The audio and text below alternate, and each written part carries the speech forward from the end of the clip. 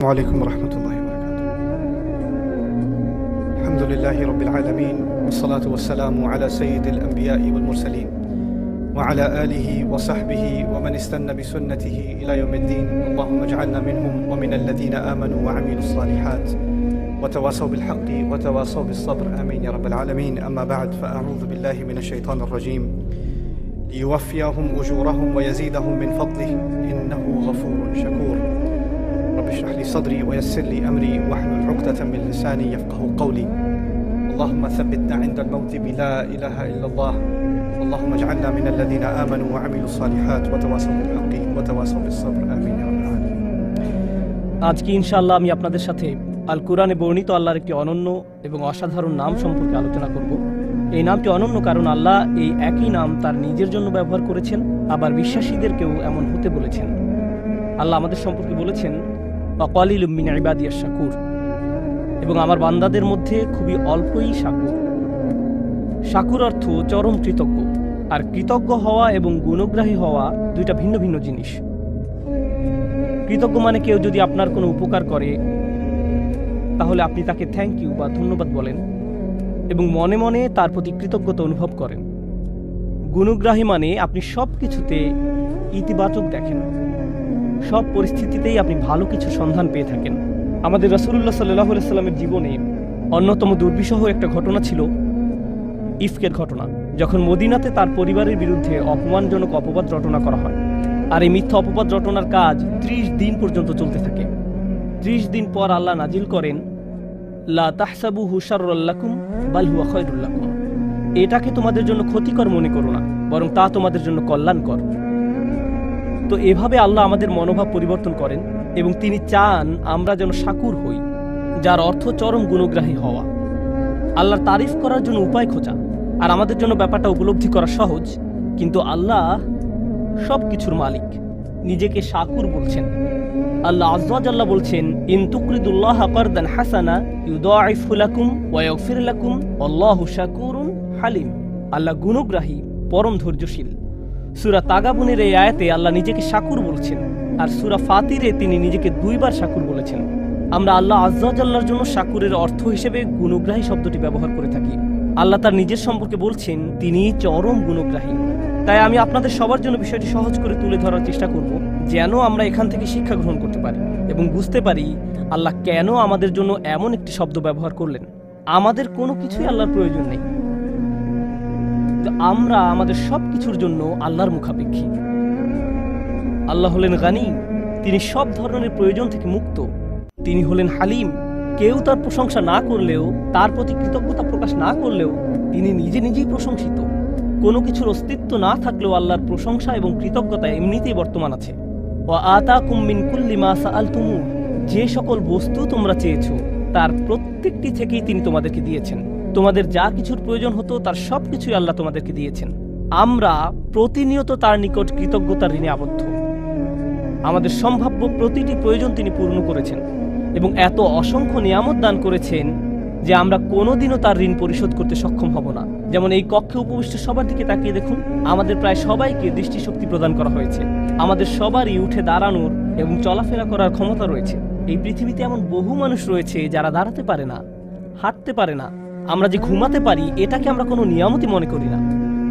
আমাদের হাতের আঙুলগুলোকে আমরা কিছুই মনে করি না, মনে হয় যেন আমরা এগুলোর মালিক। এমন অনেক মানুষ রয়েছে যাদের হাত নেই বা প্যারালাইসিসের কারণে হাত নাড়াতে পারে না, হাসপাতালের বিছানায় শুয়ে শুয়ে চোখ ছাড়া আর কিছুই নাড়াতে পারে না, বা বাসায় পড়ে রয়েছে। ব্যাপারটা হলো, এই পৃথিবীতে আমাদের যা কিছু আছে তার সবই মূল্যবান, আর আমরা এর মূল্য নির্ধারণ করি টাকার অঙ্কে। এখন যদি কেউ বলে আপনার পা কিনতে চাই, মূল্য কত? আপনার উভয় চোখ কত টাকা মূল্যে বিক্রি করবেন? আপনার ফুসফুস কিনতে চাই, আপনার পা কিনতে চাই, শুধু একটা কিনতে চাই, আমার উভয়টার দরকার নেই। আল্লাহর দেয়া এই মহামূল্যবান উপহারগুলো আমরা প্রতিদিন ব্যবহার করে চলেছি। প্রতিনিয়ত কোনো কিছুর ব্যবহার করতে থাকলে আমাদের কাছে তার মূল্য কমে যায়। এটা আর এমন কি, জাস্ট একটা পায়ের পাতা। আবার অভিযোগ করি এটা খালি চুলকায়। তো আমরা এই মহামূল্যবান উপহারগুলো, যেমন আমাদের শরীর, আমাদের শরীরে বিভিন্ন অঙ্গ প্রত্যঙ্গ, আমাদের পরিবার, বাতাস, ভূমি যার উপর আমরা দাঁড়িয়ে আছি। আচ্ছা, কোনো কারণে ভূমিকম্প হচ্ছে না? পৃথিবী সম্পর্কে একটা গুরুত্বপূর্ণ ব্যাপার আপনাদের বলছি। আল্লাহ পৃথিবীকে তৈরি করেছেন তার অনুগত করে। আর যারা আল্লাহর নিকট আত্মসমর্পিত তারা কখনো আল্লাহর অবাধ্যতা সহ্য করতে পারে না। মনোযোগ দিয়ে শুনুন, যা কিছুই আল্লাহর বশ্যতা স্বীকার করে নিয়েছে তার নিকট আল্লাহর অবাধ্যতা অসহনীয়। আর পৃথিবীর উপর বিচরণকারী মানব সম্প্রদায় আল্লাহর অবাধ্যতা করে যাচ্ছে প্রতিনিয়ত। আর যখন তারা আল্লাহর অবাধ্যতায় লিপ্ত হয় তখন পৃথিবী তাদেরকে চূর্ণ বিচূর্ণ করে দিতে চায়। পৃথিবী ওইসব মানুষদের ধ্বংস করতে চায় যারা আল্লাহর অবাধ্যতায় লিপ্ত। আল্লাহ বর্ণনা করেন, প্রতিবার যখন কেউ বলে আল্লাহ সন্তান গ্রহণ করেছেন, তাকাদুস সামাওয়াতু ইয়াতাফাত্তারনা মিনহু ওয়া তানশাক্কুল আরদ, এতে সাত আসমান ফেটে পড়ার উপক্রম হয় যখন কেউ বলে আল্লাহ সন্তান গ্রহণ করেছেন। তারা এমন জঘন্য কথা সহ্য করতে পারে না। এমনকি পৃথিবীও খণ্ড বিখণ্ড হয়ে যাওয়ার উপক্রম হয় যখন কেউ এমন পাপপূর্ণ কথা উচ্চারণ করে। আর এই জমিন মানব জাতির অসংখ্য পাপ সহ্য করে যাচ্ছে প্রতিদিন। সবকিছু চূর্ণ বিচূর্ণ করে দেওয়ার জন্য এটি আল্লাহর কাছে অনুমতি ভিক্ষা করতে থাকে, আর আল্লাহ একে থামিয়ে রাখেন। পরিশেষে কিয়ামতের দিন আল্লাহ পৃথিবীকে অনুমতি প্রদান করবেন, আদেশ নয়, পৃথিবীকে অনুমতি প্রদান করবেন। বিআন্না রাব্বাকা আওহা লাহা, আল্লাহকে অনুমতি দিবেন যেন এতদিন যাবৎ সে তার ভেতরে যত যাতনা বহন করে চলেছিল তা উগরে ফেলতে পারে।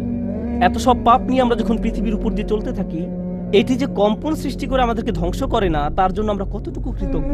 আমাদের প্রতি আল্লাহ নিয়ামত গুণে শেষ করা যাবে না। আল্লাহ আমাদের যে অসংখ্য অগণিত উপহার দান করেছেন তা আমাদের ক্ষুদ্র মস্তিষ্কের ধারণা ক্ষমতার বাহিরে। এই জন্য পৃথিবীর সবচেয়ে কৃতজ্ঞ মানুষের কথা মনে করুন। এক্ষেত্রে আমার মনে পড়ে ইব্রাহিম আলাইহিসসালামের কথা। ইব্রাহিম আলাইহিসসালামের গোটা জিন্দিগি ছিল আল্লাহর প্রতি কৃতজ্ঞতার জিন্দিগি। জানেন আল্লাহ কিভাবে তার সমগ্র জীবনকে বর্ণনা করেছেন?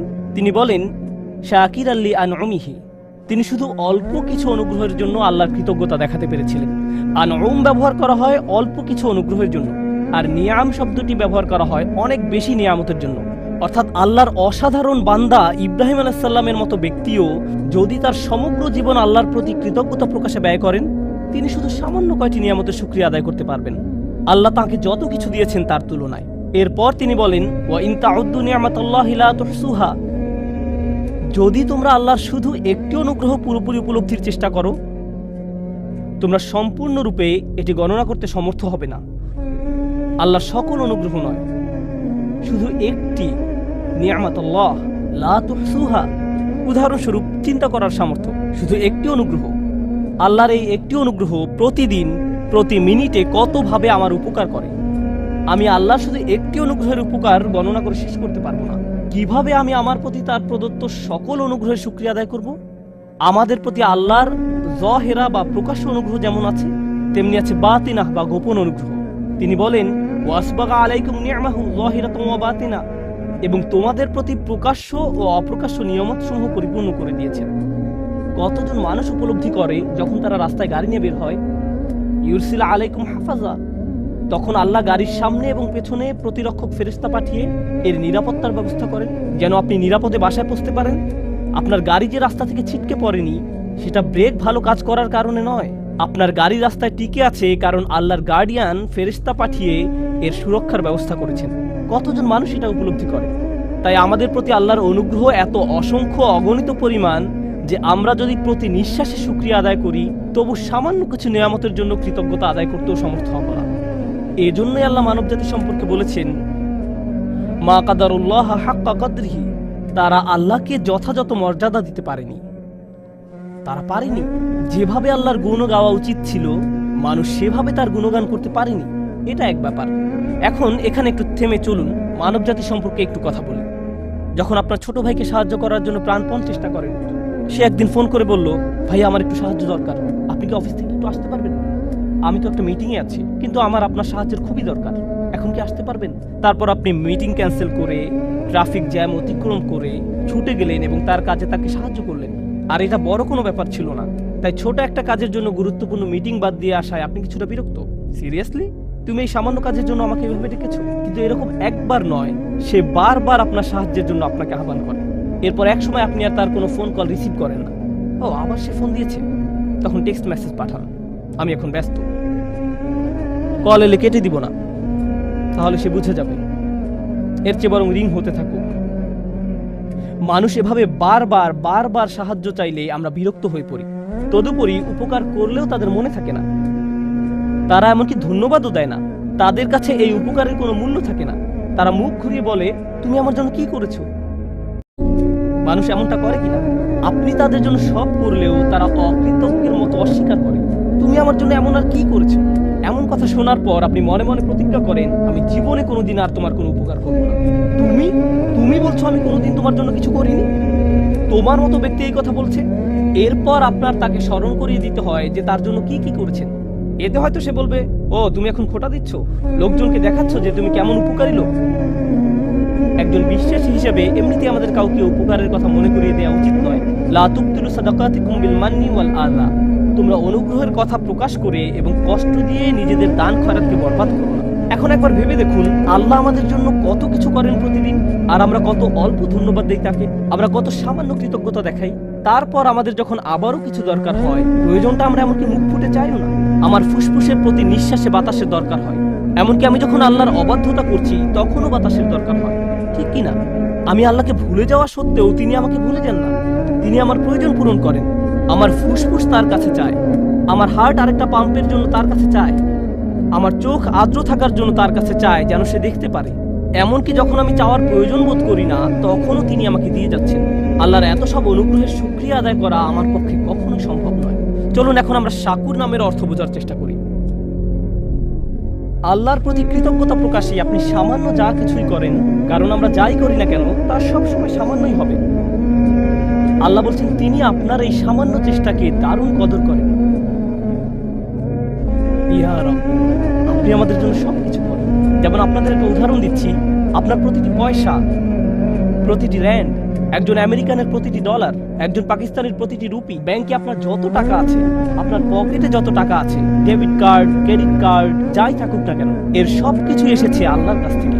তিনি আপনাকে প্রতিটি পয়সা দান করেছেন, আর আপনি তার থেকে খুবই সামান্য একটা পার্সেন্টেজ দান করলেন। কেউ আপনার দরজায় এসে করাঘাত করলো, আপনি তাকে সামান্য কিছু দান করলেন, কিন্তু আল্লাহ আপনাকে যা দিয়েছেন তার প্রায় সবটাই এখন আপনার কাছে রয়ে গেছে। আর আল্লাহ ভালো করেই জানেন যে আপনি অধিকাংশই নিজের কাছে রেখে দিয়েছেন। এখন আল্লাহ বলছেন, আমি তোমার এই সামান্য দানের মহা গুণগ্রাহী। সুবহানাল্লাহ, সুবহানাল্লাহ। প্রথমত এই টাকাটা তো আমার ছিল না, এই টাকাটা তো আল্লাহরই, এটা তো আমার ছিল না। আল্লাহ আমাকে দিয়েছেন এত পরিমাণ, আর আমি দান করেছি এতটুকু পরিমাণ। কিন্তু আল্লাহ এই অল্প দানেরও দারুণ কদর করে থাকেন। তিনি আমার এই নগণ্য দানও স্বীকার করেন। আমাদের প্রতি আল্লাহর নাম আশ-শাকুরের অনুগ্রহ এটি, আশ-শাকুর নামের অনুগ্রহ এটি। আর শাকুর নামটি আরো দুইটি নামের সাথে যৌথভাবে এসেছে, গফুরুন শাকুর এবং শাকুরুন হালিম। আমার কাছে এই ব্যাপারটা অসাধারণ চমকপ্রদ লেগেছে। গফুরুন শাকুর মানে আমরা যখন নামাজ পড়ি, আল্লাহ আমাদের নামাজ পড়া পছন্দ করেন। আর আমাদের নামাজে কত শত ভুল থাকে। নামাজে কত মানুষ দুনিয়াবী বিষয় নিয়ে চিন্তা করে, কত মানুষ চিন্তা করে তারাবি কি 14 নাকি 15 রাকাত হলো, কতজন মানুষের রুকু সিজদা নিখুঁত হয় এবং অন্তর আল্লাহর দিকে ঝুঁকে থাকে, কতজন মানুষ এটা অর্জন করতে পারে। এত সব ভুল থাকা সত্ত্বেও আল্লাহ কি করেন? মনে করুন নামাজ যদি একটি বিল্ডিং নির্মাণ করার মতো হয়, আপনি আল্লাহকে দিয়েছেন কয়েকটি ভাঙা ইট মাত্র। আল্লাহ কি করেন? আল্লাহ আপনার এই সামান্য ভাঙা ইটের টুকরাগুলো নিয়ে আপনার জন্য বিশাল এক দালান তৈরি করে দেন। তারপর তিনি কি করেন? গাফুর নামের দয়ায় এটাকে পূর্ণ এক দালানে পরিণত করার পর তিনি কি করেন? তিনি আপনার এই নামাজ পড়াকে সমাদর করেন, এই সুন্দর বিল্ডিং এর সমাদর করেন যেটা আপনি নির্মাণ করেন। এভাবেই আল্লাহ আমাদের জন্য গাফুরুন শাকুর, অর্থাৎ এমনকি আমাদের সওয়াবের কাজেও ত্রুটি রয়েছে, খুঁত রয়েছে। প্রথমে আল্লাহ স্বয়ং ওই ত্রুটি বিচ্যুতিগুলো দূর করে দিবেন, তারপর আমাদের এই ত্রুটিপূর্ণ ভঙ্গুর প্রচেষ্টাগুলোর জন্য আমাদের প্রশংসা করেন। ইবাদত সঠিকভাবে পালন করতে ব্যর্থ হওয়ায় আমি যে দুঃখজনক অজুহাতগুলো দেখাই তা তিনি ঢেকে দেন। তারপর তিনি আমার এই প্রচেষ্টাকে অ্যাপ্রিসিয়েট করেন। ইনি আল্লাহু গফুরুন শাকুর। এটা আল্লাহ ছাড়া আর কেউ করতে পারে না। যদি আপনার বসের কোনো কাজ কোনো রকমে করে দেন, মামুলিভাবে করে দেন, তিনি আপনাকে অমুক একটা প্রজেক্ট করতে দিয়েছেন, 30 পৃষ্ঠার রিপোর্ট তৈরি করতে বলেছিলেন, আপনি মাত্র 2 পৃষ্ঠা লিখে বসের হাতে তুলে দিলেন, তারপর বললেন আপনার খুশি হওয়া উচিত, আমি তো 2 পৃষ্ঠা লিখেছি। কি হবে ভাবতে পারছেন? মানুষের পক্ষে কোনোদিন আল্লাহর মতো গফুরুন শাকুর হওয়া সম্ভব নয়। যদি প্রত্যাশার চেয়ে কম করেন, তাহলে যার জন্য কাজটি করেছেন তিনি আপনার প্রতি প্রধান্বিত হয়ে পড়বেন। কিন্তু আল্লাহ বলছেন, তুমি তো অন্তত চেষ্টা করেছো, আমি তোমার ত্রুটিগুলো ঢেকে দিচ্ছি। আন ইয়াজিদাহুম মিন ফাদলি, তিনি যে শুধু আপনার ত্রুটিগুলো ঢেকে দেন তাই নয়, তিনি ভালো কাজের এত সমাদর করেন যে তদুপরি তিনি আপনাকে পুরস্কৃত করেন। ইয়াজিদাহুম মিন ফাদলিহি। সবশেষে মানুষ যখন জান্নাতে গিয়ে উপনীত হবে তারা আল্লাহকে স্মরণ করবে। কিন্তু কিভাবে তারা আল্লাহকে স্মরণ করবে? মনোযোগ দিয়ে শুনুন। তারা আল্লাহর প্রতি কৃতজ্ঞতা প্রকাশ করবে তাদের দুঃখগুলো দূর করে দেওয়ার জন্য। তারা বলবে আল্লাহ তার নাম পূর্ণ করেছেন। কোন নাম? আল্লাহ আমাদের সবগুলো ত্রুটি ঢেকে দিয়েছেন আর তিনি আমাদের প্রচেষ্টাগুলো সমাদর করেছেন এবং আমরা যা করেছি তার চেয়েও অনেক বেশি দিয়েছেন। তিনি বলেছিলেন এমনটি তিনি করবেন। আর শুধু এই কারণেই আজকে আমরা জান্নাতে, কারণ আমাদের কাজগুলো যথেষ্ট নয়, আমাদের প্রচেষ্টাগুলো যথেষ্ট নয়। তো মানুষ জান্নাতে প্রবেশ করার পর ব্যাপারটা আরো ভালোভাবে বুঝতে পারবে। শাকুরের সাথে সম্বন্ধযুক্ত আল্লাহর আরেকটি নাম হলো হালিম। এটাও আল্লাহর খুবই শক্তিশালী একটি নাম। হালিম এর অনেকগুলো অর্থ রয়েছে, একটি অর্থ তুলে ধরব। হালিম বলতে বোঝায় এমন কাউকে, আপনি যখন ভুল করেন, কয়েক মিনিট আগে আমি বলেছিলাম আমাদের ভালো কাজ জান্নাতে যাওয়ার জন্য যথেষ্ট নয়, আমরা এখন সেটা সম্পর্কে কথা বলছি না। আমরা এখন কথা বলছি আমার আর আপনার ভুল কিছু করা সম্পর্কে, কোনো পাপ করা সম্পর্কে, খারাপ কিছু করা সম্পর্কে। দুনিয়ার এই জীবনে আপনি যখন খারাপ কিছু করেন, কোনো পাপ কাজ করেন, যখন মিথ্যা বলেন, প্রতারণা করেন, যখন কাউকে কষ্ট দেন, অপমান করেন, এই জীবনে যখন এমন ধরনের কিছু করেন, তখন এত সব কিছুর পর তাদের জন্য আপনাকে ভালোবাসা কঠিন হয়ে পড়ে, খুবই কঠিন। মা আপনাকে জড়িয়ে ধরতে চায়, কিন্তু আপনি যদি আপনার মাকে ধমক দিয়ে কথা বলেন, চিৎকার চেঁচামেচি করেন, কোনো কোনো মানুষ এমনকি মারধরও করেন, আল্লাহ তাদেরকে ক্ষমা করুন এবং তাদেরকে তওবা করার সুযোগ দান করুন। যদি কোনো সন্তান এমন কিছু করে তাহলে মায়ের জন্য কি কঠিন হয়ে পড়ে? জড়িয়ে ধরা এবং বলা যে আমি তারপরেও তোমাকে ভালোবাসি। সন্তানের এই অন্যায়ের কারণে মুখে হাসি ফোটানো কঠিন হয়ে পড়ে। তিনি সহ্য করবেন, অন্তরে ব্যথা পাবেন এবং সন্তানের জন্য ভালোবাসা তখন আর তার থাকবে না। ইলম শব্দের অর্থ হলো সেই ব্যক্তির জন্য আপনার ভালোবাসা এবং যত্ন আছে যে আপনার প্রতি অন্যায় আচরণ করেছে, তারপরেও আপনার ইলম রয়েছে, তারপরেও আপনার ভালোবাসা রয়েছে, যত্ন রয়েছে। এখন এটা নিয়ে চিন্তা করুন, আমরা সামান্য কিছু ভালো কাজ করি, যদিও তা পারফেক্ট হয় না, আগে এ সম্পর্কে বলেছি, কিন্তু আমরা অগণিত খারাপ কাজ করে যাই, ভুলে যাই, বলা উচিত হয়নি এমন কথা বলে ফেলি, তাকানো উচিত নয় এমন কিছুর দিকে তাকিয়ে ফেলি, এমন কাজ করি যা করা উচিত নয়, মানুষের বিরুদ্ধে অন্যায় করি, আল্লাহর বিরুদ্ধে অন্যায় করি। এমন কাজ করলে মানুষ কি করে? কেউ যদি জানে অমুক তার প্রতি অন্যায় করেছে, আপনি যদি জানেন অমুক ব্যক্তি আপনাকে অপমান করেছে, তখন সে যা কিছুই করুক না কেন তাতে কিছু আসে যায় না। আপনি তখন শুধু তার ব্যাপারে একটা জিনিসই মনে রাখেন, সেটা কি? ওই লোকটা আমাকে অপমান করেছে, আমি তার সাথে কথা বলতে চাই না। সে লোক হয়তো হজ করেছে, সে হয়তো দান খয়রাত করে, এতিমের দেখাশোনা করে, কোরআন মুখস্থ করে, সে হয়তো প্রতি রাতে তাহাজ্জুদ পড়ে, কিন্তু আপনি তার কোনো কিছুরই পরোয়া করেন না। সে আমাকে অপমান করেছে, আমি তাকে পছন্দ করি না, আমি তার সাথে কথাও বলতে চাই না, আমি জানি সে কেমন লোক। কেউ যদি আমাদের বিরুদ্ধে কোনো অন্যায় করে, আমরা মনে করি ওই লোক আর মানুষ না, সে তখন ওই একটা অপরাধে পরিণত হয়। সে ব্যক্তি মানে ওই অপরাধ, তাকে দেখলেই অপরাধটা চোখের সামনে ভেসে ওঠে। সে যা কিছু ভালো কাজ করেছে সব অদৃশ্য হয়ে যায়, এসবের আর কোনো অস্তিত্ব নেই। আল্লাহ আজ্জা ওয়া জাল্লা নিজেকে শাকুরুন হালিম হিসেবে উপস্থাপন করার মাধ্যমে বলছেন তিনি আমাদের ক্ষুদ্রতম ভালো কাজেরও সমাদর করেন। তিনি আমাদের ভয়ানক অন্যায় কাজের কারণে আমাদের ভালো কাজগুলো মুছে দেন না, তিনি ডিলিট করে দেন না, তিনি ভালো কাজগুলো স্বীকার করেন, মুছে দেন না, কিন্তু মানুষ এই কাজ করে। এই জন্য তিনি শাকুর এবং হালিম। পাপ করা সত্ত্বেও তিনি আমাদেরকে ভালোবাসেন, তবু তিনি তাদেরকে ভালোবাসেন এবং তাদের ভালো কাজের সমাদর করেন, তাদের ভুল কাজগুলো সত্ত্বেও। ভাবতে পারেন আয়েশা রাদিয়াল্লাহু তাআলা আনহা হলেন আমাদের মা, আমাদের মা। রাসূলুল্লাহ সাল্লাল্লাহু আলাইহি ওয়াসাল্লামের সময়কালে কিছু মুসলিম রাদিয়াল্লাহু আনহুম তার সম্পর্কে এমন কিছু কথা বলে ফেলেন যা বলা উচিত ছিল না। তারা এই অন্যায় কাজে জড়িয়ে পড়ে। যখন তারা এসব বলা বলি করছিল, আবু বকর রাদিয়াল্লাহু তাআলা আনহু খুবই মনক্ষুণ্ণ হয়ে পড়েন। তিনি ছিলেন আয়েশার বাবা, তিনি আবার রাসূলুল্লাহ সাল্লাল্লাহু আলাইহি ওয়াসাল্লামের খুব কাছের মানুষ ছিলেন। কেউ যদি আপনার মেয়ের বিরুদ্ধে কিছু বলে, তখন আপনার কেমন লাগে? কিভাবে এমন কথা সহ্য করবে? আর আল্লাহ আজ্জা ওয়া জাল্লা এমন মানুষদের বর্ণনা দিচ্ছেন যারা হযরত আয়েশা রাদিয়াল্লাহু তাআলা আনহা সম্পর্কে বাজে কথা বলেছিল। তোমার উচিত তাদেরকে ক্ষমা করে দেয়া। তাদের একজন মক্কা থেকে এসেছিলেন, এই ঘটনা মদিনায় ঘটে, কিন্তু তিনি কোথা থেকে এসেছিলেন? মক্কা। তিনি আবার বদর যুদ্ধে অংশগ্রহণ করেছিলেন। আল্লাহ হলেন হালিম। তিনি তাদের ভুলগুলোর আলোকে তাদের সম্পর্কে কথা বলার পরিবর্তে তাদের ভালো কাজগুলোর আলোকে তাদের সম্পর্কে কথা বলেন। আল্লাহ তাদের ভুল কাজের কারণে তাদের ভালো কাজগুলো নির্মূল করে দেননি, তিনি আবু বকর রাদিয়াল্লাহু তাআলা আনহুকে উৎসাহিত করেন এই বলে, আলা তুহিব্বুনা ইয়াগফিরাল্লাহু লাকুম, তোমরা কি কামনা করো না যে আল্লাহ তোমাদেরকে ক্ষমা করেন? তিনি তাকে ক্ষমা করে দেওয়ার জন্য উৎসাহ প্রদান করেন। সুবহানাল্লাহ, এটা হলো মানুষের জন্য আল্লাহর হিলম, মানুষের জন্য আল্লাহর হিলম। আমাদের হিলমের অভাব রয়েছে, কিন্তু আল্লাহর কাছ থেকে আমাদের নিজেদের জন্য আমাদের এটা দরকার। ভাবতে পারেন, আমরা অন্যদের সাথে যেমন আচরণ করি, আল্লাহ যদি আমাদের সাথে তেমন আচরণ করতেন। কেউ খারাপ কিছু করলে আমরা তার অন্য কোনো ভালো কাজের মূল্য প্রদান করি না। শেষ যে ব্যাপারটি নিয়ে আমি কথা বলতে চাই তা হলো, আল্লাহ কোনো কাজের মূল্য দেওয়ার ক্ষেত্রে কতটা সূক্ষ্মতম। ওয়ালা ইয়াতাউনা মাউতিনান, আল্লাহ বলেন একজন বিশ্বাসী যখন ভালো কাজ করে তার প্রতিটি পদক্ষেপের বিনিময়ে তার জন্য সওয়াব লেখা হয়। আমরা এখানে নামাজ পড়তে এসেছি, আমরা আল্লাহর কাছে দোয়া করি তিনি যেন আমাদের নামাজের জন্য আমাদের পুরস্কৃত করেন। কিন্তু আমরা জানি না যে নামাজে আসার জন্য আমরা যখন গাড়ির ইঞ্জিন স্টার্ট দিচ্ছিলাম, আল্লাহ আমাদের জন্য সওয়াব লিখছিলেন। আমরা যখন গাড়ি চালাচ্ছিলাম তখন তিনি সওয়াব লিখছিলেন। চাকার প্রতিটি ঘূর্ণয়নের বিনিময়ে আল্লাহ সওয়াব লিখছিলেন। ডিজেল এবং গ্যাসোলিন কেনার জন্য আমরা যত টাকা খরচ করেছি তার জন্য আল্লাহ সওয়াব লিখছিলেন। মসজিদে আসার সময় যখন উজু করার জন্য যাচ্ছিলাম প্রতিটি পদক্ষেপের জন্য আল্লাহ সওয়াব লিখছিলেন।